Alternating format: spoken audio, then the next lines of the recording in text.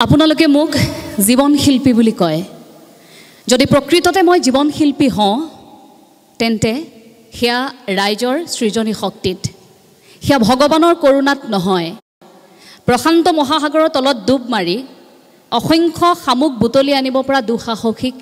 শক্তি দুৰ্বাৰ শক্তি যাৰ থাকে তেৱেহে কলাৰ মুকুতা বুটলি আনিব পাৰে এই কথাষাৰ কৈছিল কলাগুৰু বিষ্ণুপ্ৰসাদ ৰাভাই সেইগৰাকী কলাগুৰু বিষ্ণুপ্ৰসাদ ৰাভা যিগৰাকী কলাগুৰু বিষ্ণুপ্ৰসাদ ৰাভাই একেবাৰে শ্ৰীমন্ত শংকৰদেৱ গুৰুজনাৰ নীতি আদৰ্শৰে জীৱন গঢ়াৰ পৰা বাওপন্থী আদৰ্শলৈ তেখেত অৰ্থনীতিৰ পৰা সমাজ নীতিলৈ সাহিত্যৰ পৰা সংস্কৃতিলৈ একেধাৰে এগৰাকী কবি সাহিত্যিক নৃত্যশিল্পী গীতিকাৰ সুৰকাৰ আজি যদি কলাগুৰু বিষ্ণুপ্ৰসাদ ৰাভাৰ জীৱনশৈলীক পৃথক এটা দৃষ্টিৰেও যদি চাওঁ ব্যক্তিত্বৰ দিশটোত যদি চাওঁ তেন্তে ক'ব লাগিব তেখেত এগৰাকী স্থিৰ প্ৰতিজ্ঞ এগৰাকী সত্যনিষ্ঠ যিগৰাকীয়ে মানুহক সপোন দেখুৱাইছিল ৰাইজৰ হৈ সপোন দেখিছিল তেনে এক বিপ্লৱী সত্তা আৰু সেয়াই হৈছে কলাগুৰু বিষ্ণুপ্ৰসাদ ৰাভা আজিৰ দিনটোৰ মহত্ব এই 20 জুনৰ দিনটো মহত্ব আমি সকলোৱে জানো কিন্তু আমি খুব দুখিত এইভাবে যে কলাগুৰু বিষ্ণুপ্ৰসাদ ৰাভাৰ বাবে এটা দিন আমি অসমবাসীয়ে পালন কৰিব লাগে বাবেহে পালন কৰি আহিছোঁ বহু ঠাইত এইটো আমাৰ বাবে দুখৰ কথা লাজৰ কথা কিন্তু সেই যেটো ধাৰণা সেই ধাৰণাটো খলনি কৰিছে দলিয়াজান অগ্ৰণী সাংস্কৃতিক মঞ্চৰ দৰে এনে অনুষ্ঠানে গতিকে এই অনুষ্ঠানটি আয়োজন কৰা পৰিয়ালবৰ্গক মই কৃতজ্ঞতা জনাইছোঁ আসলতে কলাগুৰু বিষ্ণুপ্ৰসাদ ৰাভাৰ বিষয়ে কেইটামান শব্দ কেইটামান বাক্য নিৰ্দিষ্ট সময়ত আমি কৈ শেষ কৰিব নোৱাৰো সাম্যবাদী এক ধাৰণা যিগৰাকী কলাগুৰু বিষ্ণুপ্ৰসাদ ৰাভাই বিচাৰিছিল যে উচ্চ নিজ ধাৰণাটো আমাৰ মাজৰ পৰা আঁতৰি যাওক যদিও 1947 চনত দেশ স্বাধীন হৈছিল কিন্তু কলাগুৰু বিষ্ণুপ্ৰসাদ ৰাভাই সেই কথাটো সেই মুহূৰ্ততে ভাবিছিল আমি কিন্তু একাংশ ধনী একাংশ জমিদাৰৰ পৰা আমি স্বাধীন হোৱা নাই সেই যে শ্ৰমিক কৃষক আৰু একাংশ নিপীড়িত জনতাৰ হৈ যে কলাগুৰু বিষ্ণুপ্ৰসাদ ৰাভাই এক বিশেষ সত্তা হৈ থিয় দিছিল কিয়নো থিয় দিছিল কাৰণ সেই স্বাধীনতা এই তেখেতে বিচাৰি থকা স্বাধীনতাৰ মাজত আকাশ পাতাল এক পাৰ্থক্য আছিল আৰু সেইভাবে জনতাক জগাই তুলিবৰ বাবে তেওঁ বহুখিনি গীত কবিতা নাট এইবোৰ তেওঁ ধাৰাবাহিকভাৱে আমাৰ মাজলৈ দি থৈ গৈছিল ডেকা শক্তিক জগাবৰ বাবে তেওঁ কৈছিল বিশ্ববিজয় নৱজোৱান শক্তিশালী ভাৰতৰ ওলাই আহা সন্তান তুমি বিপ্লৱৰ কৃষকক জগাবলৈ তেওঁ কৈছিল বল বল বল কৃষক শক্তিৰ দল অবনোৱা নিবনোৱা আগবাঢ়ি যাওঁ বল তেনেকৈ বহুখিনি গীত সকলোকে আগবঢ়াই আনিবৰ বাবে সকলোৰে ভিতৰত থকা সেই আবেগক জগাই তুলিবৰ বাবে কলাগুৰু বিষ্ণুপ্ৰসাদ ৰাভাই এটাৰ পাছত আন এটা বিপ্লৱী সত্তাৰে আমাক সেইবোৰ এক অৱদান হিচাপে আগবঢ়াই থৈ গ'ল যিগৰাকী কলাগুৰু বিষ্ণুপ্ৰসাদ ৰাভাই মহাপুৰুষ শ্ৰীমন্ত শংকৰদেৱ গুৰুজনাৰ সত্ৰীয়া সংস্কৃতি শংকৰী সংস্কৃতিক বিশ্ব দৰবাৰত কেনেধৰণে তুলি ধৰিব লাগে সেই কথাখিনি চিন্তা কৰিছিল কিন্তু সেই মুহূৰ্ততে বৰপেটাৰ কীৰ্তন ঘৰত সোমোৱাৰ বাবে সেইগৰাকী কলাগুৰু বিষ্ণুপ্ৰসাদ ৰাভাক শাস্তি দিবৰ বাবে বিচাৰ সভা পাতিব বিচাৰিছিল একাংশ বৈষ্ণৱে আৰু আমি সেইখন অসমতেই বাস কৰিছোঁ সেই উচ্চ ধাৰণা সেই বীজ আমাৰ মাজৰ পৰা কিন্তু এতিয়াও শেষ হৈ যোৱা নাই এতিয়াও কিন্তু নাই নাপায় নোৱাৰে এওঁ আমুক জাতি তেওঁ তমুক জাতি তেওঁ অমুক ধৰ্মৰ তেওঁ তমুক ধৰ্মৰ এই কথাবোৰ ভাষণৰ মাজতে সীমাবদ্ধ হৈ আছে গাঁৱে গাঁৱে যদি আপুনি এতিয়াও যায় এতিয়াও কিন্তু আপুনি সেয়া পাব এখন তেওঁ মিচিং কনেং সেই গ্ৰন্থখনত কুমং চৰিত্ৰটোত লিখি থৈ গৈছিল এই কথাখিনি যে ল'ৰাজন যেতিয়া স্কুলৰ পৰা উভতি আহিছে এফালে এখন মিচিং গাঁও আনফালে এখন অসমীয়া গাঁও গতিকে দুটা জনগোষ্ঠীৰ দুখন গাঁও আছিল মাজত এটা ৰাজহুৱা কুঁৱা কুমং নামৰ ছাত্ৰগৰাকী আহি আছে বিদ্যালয়ৰ পৰা আহোঁতে হঠাৎ তেওঁৰ পিয়াহ লাগিল পানী খাব বিচাৰিল আৰু সেই মুহূৰ্ততে সেই ৰাজহুৱা পুখুৰীটোৰ পৰা সেই কুঁৱাটোৰ পৰা তেওঁ অকণমান পানী খালে কিন্তু সেই পানী খোৱা আন এগৰাকী অসমীয়া ব্যক্তিয়ে তাত দেখিছিল আৰু সেই যুৱকগৰাকীক সেই কিশোৰগৰাকীক ইমানেই অশ্লীল বাক্য কৈ ইমানেই অভব্য আচৰণ কৰিছিল সেই মুহূৰ্তটো যদি আপুনি দেখে আপুনি আচৰিত হৈ যাব এইখিনি কথা সেই কুঁৱাটো সেই মিচিং কিশোৰগৰাকীয়ে চুই দিয়াৰ লগে লগে অস্পৃশ্য হৈ গ'ল বুলি তেওঁলোকে ধাৰণা কৰি লৈছিল এইবোৰ কিন্তু কোনো সাধু কথা নহয় এইখিনি বাস্তৱ কথা যিখিনি কলাগুৰু বিষ্ণুপ্ৰসাদ ৰাভাই সেই মুহূৰ্তত অনুভৱ কৰিছিল আৰু তাৰ বাবে সেই উচ্চ নিজ ধাৰণাটো তেওঁ পৰিহাৰ কৰি একেডাল এনাজৰীৰে বান্ধিব বিচাৰিছিল অসমখনেই আচলতে এনেকুৱা য'ত সূতা এডালো যদি ছিঙি যায় নহয় একেবাৰে থুনুকা হৈ যাব বান্ধোনটো আপুনি মই এই আঙুলি হাতখন মুঠি মাৰি দিয়াৰ লগে লগে যিটো শক্তি পাওঁ আঙুলিটো এটা কৰি থকাৰ লগে লগে সেই শক্তিটো আমি নাপাওঁ এটা আঙুলিয়ে কৰিব নোৱাৰোঁ গতিকে সেই আমাৰ প্ৰতিটো জাতি জনগোষ্ঠী প্ৰতিটো সম্প্ৰদায়ৰ আমাৰ যিটো মিলন সেই মিলনৰ শক্তিটো কিন্তু কলাগুৰু বিষ্ণুপ্ৰসাদ ৰাভাই আজিৰ পৰা বহু বছৰ আগতেই দেখুৱাই থৈ গৈছিল যদি মহাপুৰুষ শ্ৰীমন্ত শংকৰদেৱ গুৰুজনা আৰু মহাপুৰুষ শ্ৰী শ্ৰী মাধৱদেৱৰ মিলনক আমি মণিকাঞ্চন সংযোগ বুলি কওঁ তেন্তে কলাগুৰু বিষ্ণুপ্ৰসাদ ৰাভা আৰু জ্যোতিপ্ৰসাদ ৰাভাৰ মিলনক আমি কি বুলি ক'ম বিষ্ণুজ্যোতিৰ মিলনে অসমবাসীক আৰু যদি দীঘলীয়া হ'লহেঁতেন হয়তো বহু কিবা কিবি দি থৈ গ'লহেঁতেন ৰাজনৈতিক মতবিৰোধ আছিল জগতগুৰু শ্ৰীমন্ত শংকৰদেৱ গুৰুজনাৰ নীতি আদৰ্শ সম্পূৰ্ণ পৃথক আছিল আমি সকলোৱে জানো প্ৰাক শংকৰী যুগ নৱবৈষ্ণৱ আন্দোলন কেনেকৈ গঢ়িছিল কিন্তু মাধৱদেৱ আছিল কেনেধৰণৰ মহাপুৰুষ শ্ৰী শ্ৰী মাধৱদেৱ এগৰাকী শাক্ত ধৰ্মৰ পণ্ডিত যিগৰাকীয়ে শাক্ত ধৰ্মৰ ইমানবোৰ যুক্তিত জানিছিল ইমান পণ্ডিত আছিল অৱশেষত জগতগুৰু শ্ৰীমন্ত শংকৰদেৱৰ ওচৰত শৰণ লৈছিল প্ৰসাদ আগৰৱালা সম্পূৰ্ণৰূপে আছিল যে তেওঁ মহাত্মা গান্ধীৰ অহিংস নীতিক বিশ্বাস কৰিছিল কিন্তু বিষ্ণুপ্ৰসাদ ৰাভাৰ যদি আমি চাওঁ তেখেতে অকণমান বাওপন্থী আছিল কিন্তু আচৰিত কথা শেষলৈ জ্যোতিপ্ৰসাদ আগৰৱালাই কিন্তু সেই মুহূৰ্তত চলি থকা চৰকাৰখনৰ এনে কিছুমান কামত ক্ষুণ্ণ হৈ পৰিছিল যাৰ বাবে শেষলৈ তেওঁ ধাৰণাটো কিন্তু অকণমান লাহে লাহে সলনি হৈছিল ২৫০০ বিঘা মাটিৰ গৰাকী যিগৰাকী ব্যক্তিয়ে এটা সাধাৰণ জীৱন যাপন কৰিলে আৰু আপুনি মই ১০০ টকা ১০ টকাৰ পৰা আদি কৰি ১০০০ টকা কোটি টকাৰ বাবে আপুনি মই অকণমান মাটিৰ বাবে প্ৰতিদিনে কাজিয়া কৰোঁ আৰু সেই বিশাল ব্যক্তিত্বক আমি বুজিবলৈ এতিয়াও বহু বাকী ২৫০০ বিঘা মাটি তেওঁ যেতিয়া বিলাই দিব পাৰিলে আৰু ধৰণী বৰ্মন মঞ্চসূৰ্য ধৰণী বৰ্মনৰ এখন গ্ৰন্থত তেওঁ লিখিছিল এটা কথা যে তেখেতৰ ঘৰত দুটা কোঠাত এটা কোঠাত এখন আৰামী চকী আনটো কোঠাত দুখন কাঠৰ চকী তাৰো এডাল হেণ্ডেল ভগা তেওঁ দুযোৰ কাপোৰ দুটা পায়জামা দুটা তেওঁৰ চোলা আছিল ওপৰত পিন্ধা আৰু এখন লুঙি এয়াই তেওঁৰ কাপোৰ সেই ধৰণে ১৯৪৪ চনত যেতিয়া কমিউনিষ্ট পাৰ্টিত জইন কৰিছিল তাৰ পাছততো সংগঠনটো ৪৮ চনত নিষিদ্ধ ঘোষণা কৰা হৈছিল তাৰ পাছত সেই তেনেকৈ এযোৰ কাপোৰ দুযোৰ কাপোৰে গোটেই অসমখনত তেওঁ অজ্ঞাতবাস কৰিব লগা হৈছিল খুব এটা এনেধৰণৰ এক ৰসাল ব্যক্তিত্বও আছিল তেখেতৰ ব্যক্তিত্বটো এনেধৰণৰ এই যে মানুহগৰাকী অভিনয় ভাল পায় এই যে মানুহগৰাকী সংগীত ভাল পাইছিল যিকোনো মুহূৰ্ততে মানুহক আমোদ দিব পাৰিছিল এই যে অজ্ঞাতবাস কৰি থকা সময়খিনিত এটা সৰু কাহিনী ক'ব বিচাৰিছোঁ সেই মুহূৰ্তত তেখেতক বিষ্ণুপ্ৰসাদ ৰাভাক গোটেই অসমত বিচাৰি ফুৰিছে যে ক'ত আছে বিষ্ণুপ্ৰসাদ ৰাভা সাধাৰণতে তেখেতক দেখাৰ লগে লগে সকলোৱেতো চিনি পাব আৰু চিনি পোৱাৰ লগে লগে খবৰ দি দিব যে বিষ্ণুপ্ৰসাদ ৰাভা ইয়াত আছে সেইদিনা বৰযাত্ৰীৰ এটা দল আগবাঢ়ি আহি আছিল বৰযাত্ৰীৰ সেই দলটোত সকলোৱে নাচি নাচি আহি আছে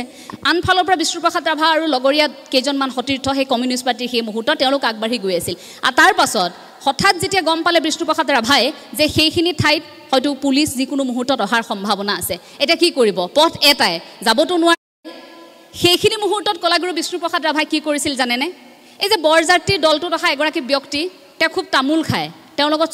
চূণ অকণমান লৈ তেওঁৰ পৰা তেওঁ কি কৰে উদংগাৰে অকণমান কাপোৰ পিন্ধি টিয়নি এখন মেৰিয়াই উদংগাত তেওঁ চূণেৰে গোটেই গাটো অকণমান আঁকি বাকি ল'লে আঁকি বাকি লৈ সেই বৰযাত্ৰীৰ দলটো তেওঁ নাচি নাচি বহুৱাৰ দৰে গৈ আছে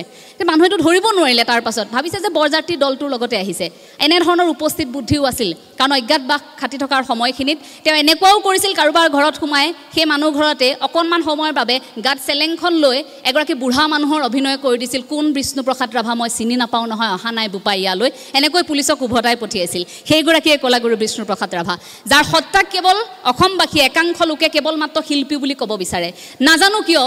কলাগুৰু বিষ্ণুপ্ৰসাদ ৰাভাৰ সেই বিপ্লৱী সত্তাক আলোচনা কৰিব নিবিচাৰে নতুন প্ৰজন্মই বৰ বেছিকৈ কথা পাতিলে ভাবে যে বিষ্ণুপ্ৰসাদ ৰাভাৰ আদৰ্শৰে গৈছে তাৰ মানে এওঁ বাওঁপন্থী এই কথাখিনি ক'ব বিচাৰে আনকি অসমততো এনে লোকো আছে যিসকলে শ্ৰীমন্ত শংকৰদেৱ গুৰুজনাকো বাওঁপন্থী বুলি ক'ব বিচাৰে এই ধৰণৰ ধাৰণা এতিয়াও অসমবাসীৰ মাজত আছে কিন্তু আটাইতকৈ ভাল লগা কথা আপোনালোকৰ এই ঠাইখিনিত যে কলাগুৰু বিষ্ণুপ্ৰসাদ ৰাভাৰ এই দিনটো বিশেষ দিনটো ইমান সুন্দৰকৈ 3টা দিনৰ কাৰ্যসূচীৰে আপোনালোকে আয়োজন কৰিছে তাৰ বাবে মই অন্তৰৰ পৰা আপোনালোকক কৃতজ্ঞতা জনাইছোঁ যদি আমি একেখন ঠাইতে ২৭টা কমিটি আমি যদি একেলগে আমি দুৰ্গা পূজা পাতিব পাৰোঁ জেঠ মাহলৈকে আমি যদি বিহু পাতি থাকিব পাৰোঁ আমি এটা দিন কলাগুৰু বিষ্ণুপ্ৰসাদ ৰাভাৰ বাবে উলিয়াব নোৱাৰোঁনে কিয় আমি পাতিব লাগে কাৰণেই আমি অকল ৰাভা সংগীতৰ প্ৰতিযোগিতা ৰাভা নৃত্যৰ প্ৰতিযোগিতা পাতিলোঁ হৈ গ'ল পাতিবলগীয়া আছিল আৰু আমি চেনেলবোৰে কি কৰোঁ কেইগৰাকীমান ব্যক্তিক মাতিলোঁ ৰাভা গীত মাতৰ চৰ্চা সেইকেইদিন খুব ধৰফৰ লাগে কাক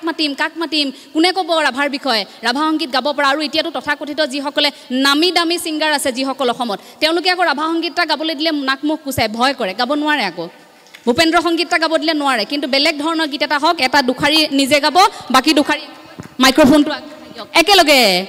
এইখিনি কিন্তু তেওঁলোকে কৰিব পাৰিব গতিকে সেইদিনা আমাৰ নিচিনা সকলৰ বাবে যথেষ্ট কষ্ট হয় আমি সেই দিনটোত আমাৰ দিগদাৰ হয় এইবাবে যে আমি শুদ্ধকৈ এতিয়াও গুৰুজনাৰ বৰগীতটো গাব পৰা, খোলবাদ্য বজাব পৰা, গানিকা বজাব পৰা, দুহাৰ দিব পৰা, গুৰুআসনৰ সন্মুখত চাকি গছ লগাই ধুনীয়াকৈ বৰগীত ভাগ পৰিৱেশন কৰিব পৰা, ঘোষা গাব পৰা, ধুনীয়াকৈ ৰাভা সংগীতটো গাব পৰা, ৰবীন্দ্ৰ সংগীতটো গাব পৰা, এই ধৰণৰ কোনো সন্তান অসমত এতিয়াও আমি বিচৰা ধৰণে পোৱা নাই। তাৰ ভুলটো কিন্তু আমাৰো আছে। আমি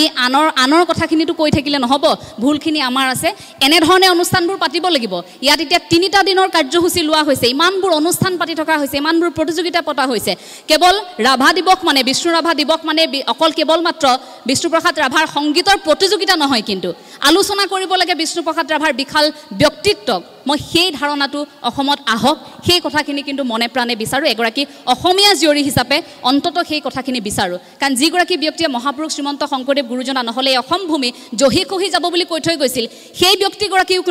কোনো গুণে আচলতে কম নহয়। তেওঁৰ ব্যক্তিত্বক, তেওঁৰ আদৰ্শক কিন্তু আমিও ধৰি ৰাখিব লাগিব নতুন প্ৰজন্মই। আপোনালোক সকলোকে পুনৰবাৰ কৃতজ্ঞতা জনাইছোঁ। কথাবোৰ ইমান খৰকৈ কৈছোঁ, আচলতে স্পীড নিউজ পঢ়ি থকাৰ দৰে কৈ থাকিব লগা হৈছে, কাৰণ ঘড়ীটো মাজে মাজে চাই আছোঁ 9:40 ট্ৰেইন আছে, যেনেকৈ হ'লেও আচলতে পাবগৈ লাগিব। খবৰ এটা আহিছে ট্ৰেইনখন অকণমান লেট আছে।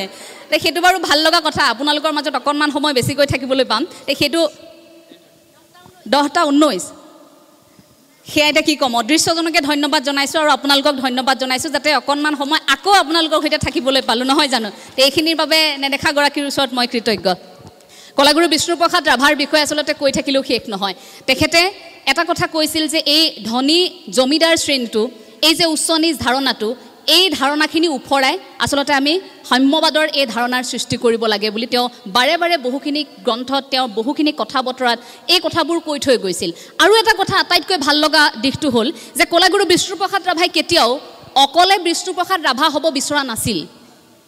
আমাৰ সমাজত সেই কথাটো থাকে সন্তানক, যে মোৰ ছোৱালীজনী গৈছে ক'ৰবাত প্ৰতিযোগিতা হ'লেও আপোনালোকে দেখিব যে মোৰ ছোৱালীজনী কিমান নম্বৰত আছে, অকণমান আগবঢ়াই দিয়াচোন, চাব ছোৱালীজনীক গান গোৱাই মাক দেউতাক গুচি গ'ল ছোৱালীজনীলৈ। বেলেগৰ ল'ৰা ছোৱালীৰ চাই নাথাকে, বেলেগৰ ল'ৰা ছোৱালীয়ে কি গাব কোনো দৰকাৰ নাই, আমাৰ ছোৱালীজনীটো অকণমান আগুৱাই দিয়াচোন, বাৰে বাৰে এংকৰক কৈ থাকিব। সেইবোৰ আমাৰ ধাৰণা আমাৰ বৰ্তমান সমাজৰ। আমি ভাবোঁ যে মই ওলাই যাব লাগে, তোমাৰ ল'ৰা ছোৱালী যি হয় হৈ থাকিব, তোমাৰ ঘৰ যি হয় হৈ থাকিব। কলাগুৰু বিষ্ণুপ্ৰসাদ ৰাভাৰ দৰে সেই বিশাল ব্যক্তিত্বক আপুনি মই স্পৰ্শ কৰিব নোৱাৰোঁ। কলাগুৰু বিষ্ণুপ্ৰসাদ ৰাভাৰ বিষয়ে মঞ্চসূৰ্য ধীৰেণ বৰ্মনে সেই কথাষাৰ কৈছিল, ধৰণী বৰ্মনে তেওঁ কৈছিল যে তেওঁৰতো সুৰদেৱী থিয়েটাৰখনৰ বিষয়ে আপোনালোক সকলোৱে নিশ্চয় জানে, গতিকে সেই বিষয়ে মই নকওঁ। সুৰদেৱী থিয়েটাৰলৈ যেতিয়া কলাগুৰু বিষ্ণুপ্ৰসাদ ৰাভাদেৱক মাতিছিল, তেতিয়া কি হৈছিল, বিষ্ণুপ্ৰসাদ ৰাভাদেৱ আহি পোৱা অকণমান দেৰি হৈছিল। আহি পোৱাৰ লগে লগে যেতিয়া তেওঁ হঠাৎ দেখিলে, আহি পোৱাৰ লগে লগে সুধিছে যে দাদা আহিলে? বোলে আহিলোঁ, অকণমান দেৰি হ'ল, মই আকৌ ভয়ে খাইছিলোঁ আপুনি নাহিব নেকি। হেই কিয় নাহিম আকৌ, তুমি কোনো বেপাৰী নহয়, তুমি কোনো ঠিকাদাৰ নহয়, তুমি এগৰাকী শিল্পী, তুমি এগৰাকী সাধক। এগৰাকী শিল্পী সাধকৰ এটা ইমান সুন্দৰ অনুষ্ঠান সুৰদেৱী থিয়েটাৰ, মই নাহি ক'লৈ যাম, এই কথাষাৰ কৈছিল। আৰু সেই কথাষাৰত সেইদিনা ধৰণী বৰ্মনে যথেষ্টখিনি সাহস পাইছিল। এই এনেধৰণে কলাগুৰু বিষ্ণুপ্ৰসাদ ৰাভাদেৱক যিসকল লোকে খুব ওচৰৰ পৰা পাইছে, তেওঁলোকে কিন্তু প্ৰতি মুহূৰ্তে মুহূৰ্তে সেই কথাবোৰ অনুধাৱন কৰিব পাৰে। কলাগুৰু বিষ্ণুপ্ৰসাদ ৰাভাৰ আটাইতকৈ আৰু এটা ভাল লগা দিশ হ'ল এই যে প্ৰতি মুহূৰ্তে মুহূৰ্তে জীৱনৰ প্ৰতিটো ঘাট প্ৰতিঘাত, প্ৰতিখিনি সময়ত তেওঁ সেই কথাবোৰ যে বৰ্ণনা কৰে গীতৰ মাজেৰে, তেওঁ কবিতাৰ মাজে যে বৰ্ণনা কৰে, শেষত মোৰ আটাইতকৈ বেয়া লগা কথাটো আছিল তেওঁ যে নিজৰ জীৱনৰ শেষ গানটো মৃত্যুৰ আগমুহূৰ্তত লিখি থৈ গ'ল। এই কথাটো আপুনি মই বাৰু কেতিয়াবা ভাবিব পাৰোঁনে? আমৃত্যুক জয় কৰা বুলি যিটো কোৱা হয়, যে এই মৃত্যুৰ প্ৰাক মুহূৰ্তত মই এই পৃথিৱীৰ পৰা গুচি যাম, কিন্তু মই যোৱাৰ পিছত এই গীতটো ৰেডিঅ'ত বাজি থাকিব লাগিব। এই কথাষাৰ কৈ তেওঁ সেই মুহূৰ্তত, মোৰ যদি ভুল হোৱা নাই, দধি মহন্ত আছিল নিশ্চয়, কমৰেড দধি মহন্ত তেখেতৰ লগতে আছিল, গতিকে যোৰহাটৰ আছিল তেখেত এগৰাকী, কোনোবা এগৰাকী নামটো মই পাহৰিছোঁ, সত্ৰাধিকাৰৰ পুত্ৰ আছিল। দধি মহন্তক দায়িত্বটো দি থৈ গৈছিল যে মোৰ মৃত্যুৰ পাছত এই মোৰ শেষ গান, এই গীতটি ৰেডিঅ'ত বাজি উঠিব লাগিব। আৰু যিদিনা খবৰটো পাইছিল 19 জুন, সেই দিনটো দধি মহন্তই কঁপি উঠিছিল মানুহজন, তেওঁক যে দায়িত্বটো দি থৈ যোৱা হ'ল। ততাতৈয়াকৈ চানমাৰি লৈ গৈছে, খগেন মহন্তদেৱক লগ কৰি কথাখিনি কৈছে যে এইটো আমি উলিয়াব লাগিব। তেওঁলোক তেতিয়া তেজপুৰলৈ অহাৰ কথা, কিন্তু গুৱাহাটীৰ পৰা তেওঁলোক তেজপুৰলৈ নাহিল। তেওঁ তাত যেতিয়া চিকিৎসাধীন অৱস্থাত আছিল, তেতিয়াও এই গীতটোৰ সৈতে কিন্তু জড়িত হৈ আছিল। এই কথাখিনি কেনেকৈ লিখিব সেইবোৰেই কিন্তু চিন্তা চৰ্চা কৰিছিল। আৰু তাৰ পাছত সেই গীতটো অসমবাসীৰ সকলোৰে মুখে মুখে আচলতে সেই মুহূৰ্তত গুঞ্জৰিত হৈ উঠিছিল, যিটো গীত শুনি হয়তো সকলোৰে চকুলো ওলাইছিল, কাৰণ সেয়াই আছিল কলাগুৰু বিষ্ণুপ্ৰসাদ ৰাভাৰ শেষৰটো গীত। মই বৰ বেছি দীঘলীয়া নকৰোঁ, সকলোবোৰ আছে আৰু অনুষ্ঠানটোত বৰ বেছি দীঘলকৈ এই ভাষণ দি থাকিলে যেটো ভাষণ দি থকা বুলি আমি কওঁ বৰ বেছি দীঘলীয়া কৈ থাকিলে আসলতে কথাবোৰ বিৰক্তিকৰ হৈ যাব যদিও আলোচনা কৰা এটা পৰিবেশ লাগিছিল আমি অকনমান আগতীয়াকৈ হলে হয়তো আৰু ভালকৈ আলোচনা কৰিব পাৰিলোহেঁতেন যেটো সময় অকনমান দৌৰা-দৌৰি সময় টনাটনি গতিকে মই ইমানতে মোৰ ক'বলগীয়াখিনি সামৰিছো ইমান কম সময়ৰ ভিতৰত ইমান এটা বিশাল ব্যক্তিত্বৰ বিষয়ে কৈ শেষ কৰাটো মোৰ ধৃষ্টতা মাথোন তে ইমানখিনিকে ক'লো মই আপোনালোকৰ সন্মুখত শেষত মোৰ এটি খুব প্ৰিয় কবিতাৰে মই শেষ কৰিব বিচাৰিছো যেহেতু মই গানৰ মানুহ নহয় গান গালে আপোনালোক ইয়াত কোনো ইয়াত নাথাকিব আসলতে কিন্তু তেখেতৰ এটি গীত গাব পাৰিলে মই নিজকে সুখী বুলি বা সৌভাগ্যৱান বুলি ভাবিলোহেঁতেন শিকিম কণ্ঠটো বেয়া কাৰণে আসলতে গোৱা নাই গাবলৈ যে আগ্ৰহ নাই তেনে নহয় মই ৰুমত গাই থাকো অকলে কিন্তু আপোনালোকৰ সন্মুখত গোৱাৰ সাহস নাই আমি কেতিয়াবা গোটেই জীৱনটো সাধনা কৰিলেও ঈশ্বৰক নাপাবও পাৰো কাৰণ আমি গোটেই জীৱনটোত ঈশ্বৰক বিচাৰি আমি গোটেই জীৱনটোক যে সাধনা কৰিছো ত্যাগ কৰিছো কষ্ট কৰিছো হেয়া আসলতে আমি স্বাৰ্থলৈ কৰিছো নেকি যদি আমি অকনমান সময় বাবেও ঈশ্বৰক ভক্তি কৰিছো খুব মনৰ পৰা খুব ঈশ্বৰ পাবৰ বাবে যদি ভক্তি কৰিছো হেয়া শুদ্ধ সত্য পথত থাকি তেতিয়া ঈশ্বৰ আমাৰ সন্মুখত ধৰা দিব এই ধৰণৰ এটা ধাৰণাৰ সৃষ্টি হৈছিল বুলি কোৱা হয় সাধুসকলৰ মুখে মুখে চলি অহা এটা কথা কাহিনী মই এখিনিতে অকনমান উল্লেখ কৰিব বিচাৰিছো এবাৰ এটা চুৰে চুৰি কৰি ধৰা পৰিল পুলিচে খেদি খেদি গৈ আছে চুৰটো গৈ আছে আগে আগে চুৰটো গৈ থাকোতে দেখিলে যে মই এতিয়া পলোৱাৰ কোনো বাট নাই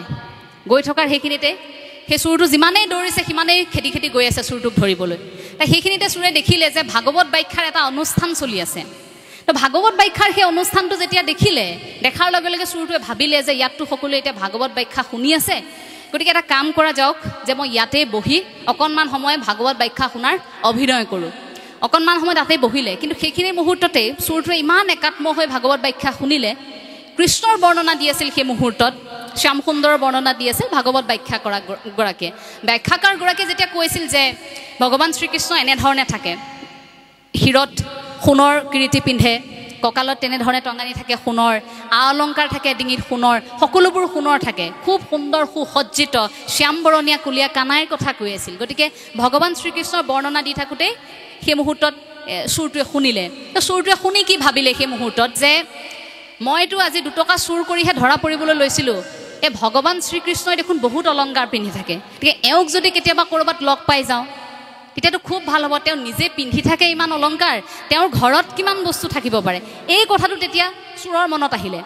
ভাবিলে যে নাই মই কোনোমতে অনুষ্ঠান শেষ হ'লে ভাগৱত ব্যাখ্যাকাৰ গৰাকীক মই লগ পাবই লাগিব লগে লগে অনুষ্ঠান শেষ হ'লে ৰৈ আছে মানুহ ঘৰা ঘৰি গ'ল ব্যাখ্যাকাৰ গৰাকীক পটাপট আহি লগ কৰিছে লগ কৰি সুধিছে হেৰি নহয় বাপ এই যে আপুনি শ্যাম সুন্দৰৰ কথা ক'লে এই সেইজন কোননো ক'ত থাকেনো মোক কওকচোন তেওঁ ভাবিলে আয়ো দেহি কেতিয়াবা ব্যাখ্যা কৰোঁতে কোনো লোক ভাৱত একেবাৰে বিভুৰ হৈ যায় ৰসত ৰসিক হৈ যায় কোনো লোক এইগৰাকীও তেনেকৈ চাগে ভাৱতে বিভুৰ হৈ গ'ল তেওঁ ভগৱান শ্ৰীকৃষ্ণক নাজানে গতিকে তেওঁ কি কৰিলে পাবা তুমি ঈশ্বৰক বিচাৰিলে পাবা তেওঁ ক'লে যে ক'ত পাম আপুনি মোক সেইটো কওক যে ইয়াৰ পৰা বেছি দূৰ নহয় তুমি বৃন্দাবনলৈ যোৱা যি ঠাইত থাকে সেই ঠাইৰ পৰা ক'লে যে 8-9 কিলোমিটাৰ তুমি যাব লাগিব বাট সেই চোৱা বাট তুমি গ'লে এতিয়াতো নিশা হ'ল তুমি এতিয়াই আগবাঢ়া তুমি বৃন্দাবন গ'লে তুমি তেখেতক লগ পাবা চুৰে ভাবিলে এইবাৰ যে বৃন্দাবনত শ্যাম সুন্দৰৰ ঠিকনা দিছে গতিকে যোৱা যাওক তালৈ তেওঁ ঘৰটো উলিয়াম আ অলংকাৰখিনি চুৰ কৰিম চুৰৰ মনত সেই ধান্দা চুৰ গ'ল গৈ বৃন্দাবন পালেগৈ তাত গৈ সকলোকে সুধিছে যিমান ব্যক্তিক লগ পাই সকলোকে সোধে যে ক'ত থাকে শ্যাম সুন্দৰ সকলোৱে কৈছে মন্দিৰৰ ফালে দেখুৱাই দিয়ে আচৰিত হৈছে এইটোতো কথা হ'ব নোৱাৰে সকলোৱে সেয়াই দেখুৱাইছে তাৰ পাছতে তেওঁ বহু বিচাৰিলে ঘণ্টাৰ পাছত ঘণ্টা ভোকে পিয়াহে বিচাৰি আছে কৃষ্ণকে বিচাৰি আছে তেওঁ উদ্দেশ্য যিয়ে নহওক কিন্তু মনৰ পৰা তেওঁ কৃষ্ণকেই বিচাৰি আছে পোৱা নাই তেতিয়ালৈকে কাষতে এগৰাকী পথতে থকা পথচাৰী এগৰাকী লগ পালে সেইগৰাকীও আকৌ খুব আৰ্থিকভাৱে দুৰ্বল দৰিদ্ৰ এগৰাকী ব্যক্তি লগ পালে তেওঁ পথতে ভিক্ষা কৰি আছিল গতিকে সেই ব্যক্তিগৰাকীকে সুধিলে যে আপুনি বাৰু জানে নেকি শ্যাম সুন্দৰ ক'ত থাকে এওঁলোকে দেখোন ইমান সুধিলোঁ তেওঁলোকে কৈছে বৃন্দাবনত থাকে আৰু মই বৃন্দাবন পালোহি আৰু দেখুৱাই দিছে মোক মন্দিৰত থাকে এতিয়া মোক কওকচোন তেওঁ ক'লে যে তুমি এটা কাম কৰা তুমি নিধিবনলৈ যোৱা নিধিবনত নিশা হোৱাৰ লগে লগে তেখেত আহিব তুমি লগ পাবা নিধিবনলৈ গ'ল নিধিবনত সেইখিনি সময়তো আপোনালোকে নিধিবনৰ কাহিনীটো জানেই নিধিবনত গধূলি হোৱাৰ লগে লগে সকলো ঘৰা ঘৰি সোমায় কাৰণ নিধিবনত এটা বিশ্বাস আছে যে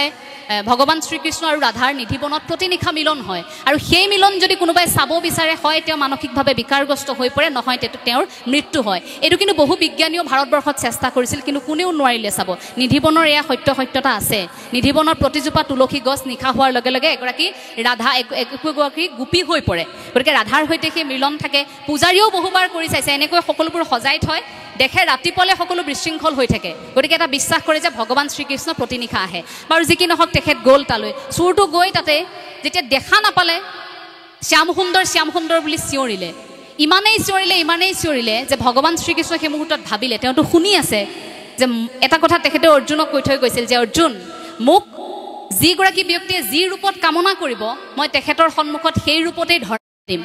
কৃষ্ণ সেই চুৰটোৰ মনতো সেই ধাৰণাটোৱে আছিল যে অলংকাৰ পিন্ধি কৃষ্ণ নামি আহিব মত্যলৈ এই মুকুট থাকিব লগত সেই কথাখিনিতো ধাৰণাটো আছিলে গতিকে সেই ৰূপটোতেই ধৰা দিয়াৰ লগে লগে যেতিয়াই ভগৱান শ্ৰীকৃষ্ণ সন্মুখত আহি গ'ল যেতিয়াই ভগৱান শ্ৰীকৃষ্ণ সন্মুখত সেই চুৰটোৱে দেখিলে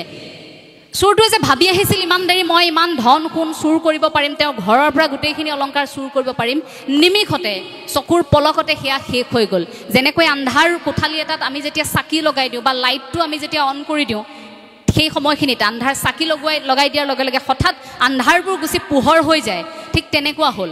হঠাৎ তেওঁৰ মনত তেওঁ লগে লগে অনুতপ্ত হৈছে যে মই কি কৰিলোঁ এয়া দেখোন ভগৱান বিষ্ণু তুমিয়েই শ্যাম সুন্দৰ নেকি তোমাৰে বৰ্ণনা কৰি আছিল নেকি সেই ভাগৱত ব্যাখ্যাকাৰগৰাকীয়ে সেই কথাখিনি ক'লে তেতিয়া ভগৱান শ্ৰীকৃষ্ণই ক'লে যে হয় মোৰ কথাই কৈছিল বাৰু তুমি মোক কিয় মাতিছা কোৱাচোন আৰু তেতিয়া ভগৱান শ্ৰীকৃষ্ণই কোৱাৰ লগে লগে তেওঁ ক'লে যে মোক বেয়া নাপাব মই এটা কথাৰ বাবেহে আচলতে আপোনাক মাতিছিলোঁ আপুনি যে অলংকাৰবোৰ পিন্ধি আছে মই ভাবিছিলোঁ সেইবোৰ মই আপোনাৰ পৰা চুৰ কৰিম গতিকে মই সেইবাবে আপোনাক মাতিছিলোঁ কৃষ্ণই হাঁহি পিনে ক'লে ঠিক আছে তুমি যদি চুৰ কৰিব বিচাৰিছা লোৱা মই তোমাক নিজেই দিছোঁ সম্পদখিনি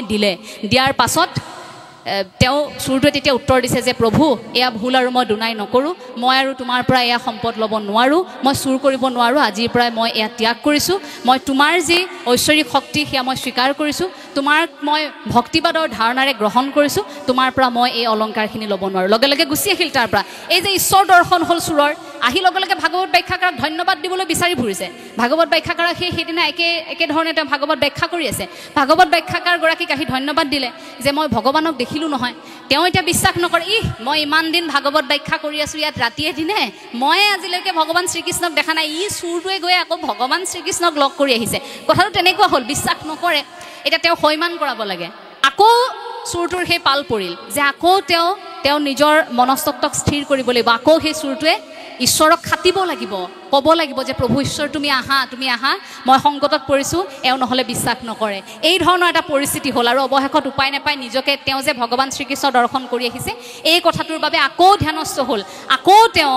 বহু কাকুতি মিনতি কৰি ভগৱান শ্ৰীকৃষ্ণক তেওঁ আকৌ মাতিল যে প্ৰভু আহা ধৰা দিয়াচোন এবাৰ মোৰ সন্মুখত যেনেকৈ ধৰা দিছিলা তেনেকৈ তুমি অলংকাৰ পিন্ধি আহিব নালাগে তুমি যেনেকৈ আহিব বিচাৰা তেনেকৈ আহা অন্ততঃ এবাৰ প্ৰভু মোৰ সন্মুখলৈ আহা নহ'লে এই ব্যাখ্যাকাৰগৰাকীয়ে মোক ভুল বুজি থাকিব যে মই তোমাক দেখি অহা নাই মইতো সহ্যবৃত্তি এৰিলোৱে কিন্তু তথাপিও মোক মিথ্যাচাৰৰ এটা দুখ পৰিব মোৰ গাত মই মিছা কথা কৈছোঁ তাৰ পাছতেই তেখেত আহিল আৰু